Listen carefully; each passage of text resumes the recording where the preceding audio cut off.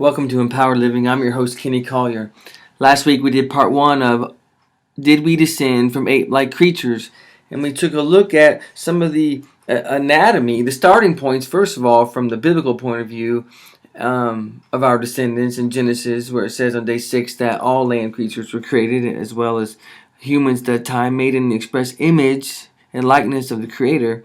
And then the evolutionary point of view and their starting points, and why they just so desire the need to prove a common ancestor between apes and humans.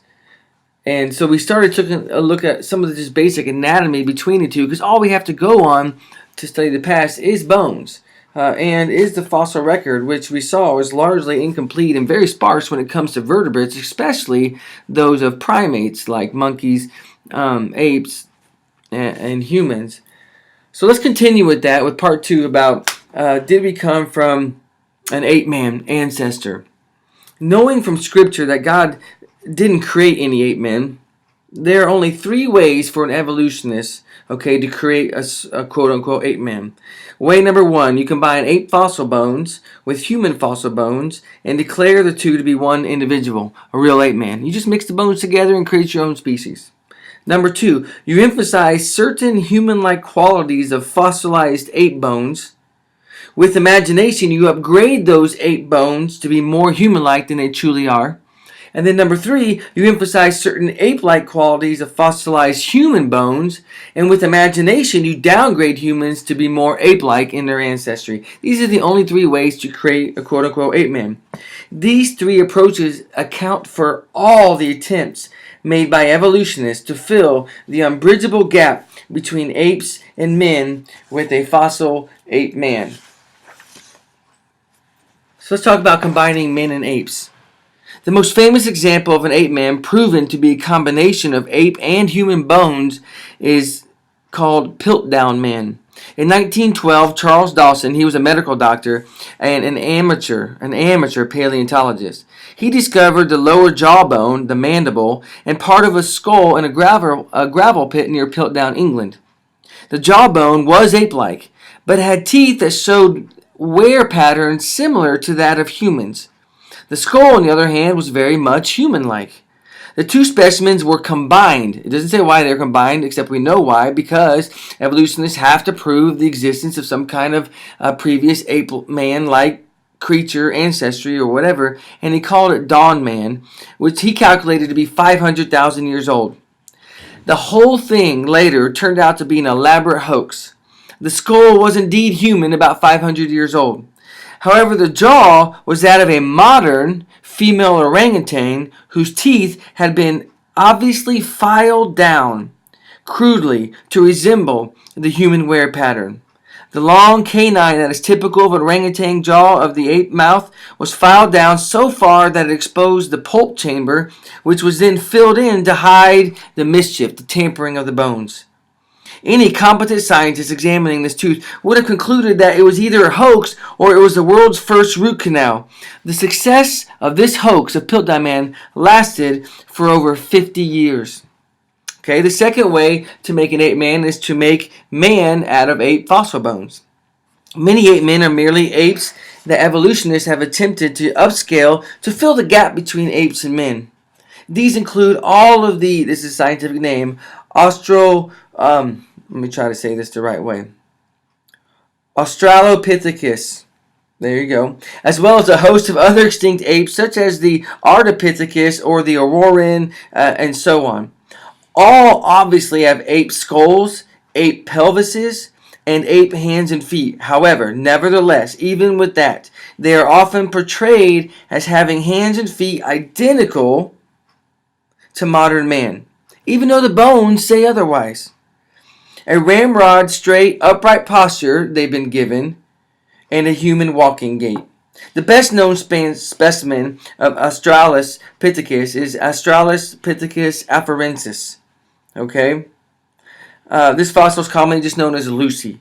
A lifelike mannequin of Lucy in the Living World exhibit at the St. Louis Zoo shows a hairy human-like female body with human hands and human feet, but with an obviously ape-like head. The 3-foot-tall Lucy stands upright in a deeply thoughtful pose with her right forefinger curled under her chin and her eyes gazing off in the distance as if trying to figure out and contemplate Newton's laws of thermodynamics. However, this is a gross misrepresentation of what is known truly about the fossil ape Lucy, which we only have 40 bones of. These apes, based on the fossil bones that we know, are known to be long-armed knuckle walkers with locking wrists. Both the hands and the feet of this creature, of Lucy, are clearly ape-like. Paleoanthropologists Jack Stern and Randall Sussman have reported that the hands of this species are surprisingly similar to the hands found in the small end of the chimpanzee range. They report the feet, like the hands, are long, curved, and heavily muscled, much like those of living, tree-dwelling primates.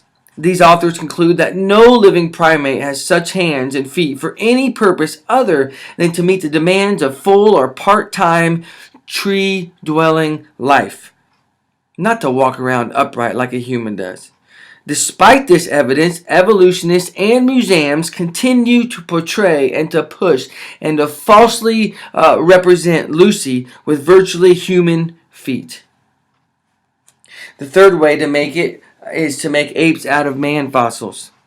In another effort to fill that gap between apes and men, certain fossil men have been declared to be ape-like and thus ancestral to at least the modern man. The best known case of these human fossils are Cro-Magnon man, whose marvelous paintings are found on the walls of caves in France, and Neanderthal man. Both are clearly human and have long been classified as Homo sapiens, just like you and I. In recent years, however, Neanderthal man has been downgraded to a different species, Homo neanderthalensis. The story of how Neanderthal man was demoted to an ape man provides much insight into the methods of how evolutionists want to deceive, because they have to prove their theory right, because they can't admit that there's a creator God, because if they do, then they have to admit there's someone higher than them to which they have to give their life an account before. But they don't want that. They don't want a God over their lives. Neanderthal man was first discovered in 1856 by people digging in a limestone cave in the Neander Valley near Dusseldorf, Germany. The fossil bones were examined by an anatomist, Professor Schaffhausen, who concluded at that time, in 1856, that they were human. At first, not much attention was given to the findings of Neanderthal man, but with the publication of Darwin's Origin of Species in 1859, 3 years later, there began this massive search for the imagined ape-like ancestors that Darwin said man must have came from. Darwinians argued that Neanderthal man was an ape-like creature, while many critical of Darwin, like an anatomist Rudolf Virchow, argued that the Neanderthals were human in every respect, though some appeared to be suffering from arthritis or other bone diseases like rickets. Over 300 Neanderthal specimens have been found scattered throughout most of the world, including Belgium and China, North Africa, and Czech Republic, Northwestern Europe, and even the Middle East. This group of people, the Neanderthals, were characterized by a prominent eyebrow, ridges like those of modern Aborigines, a low forehead, a long narrow skull, a protruding upper jaw, and a strong lower jaw with a short chin. None of these features fall outside the range of normal human anatomy.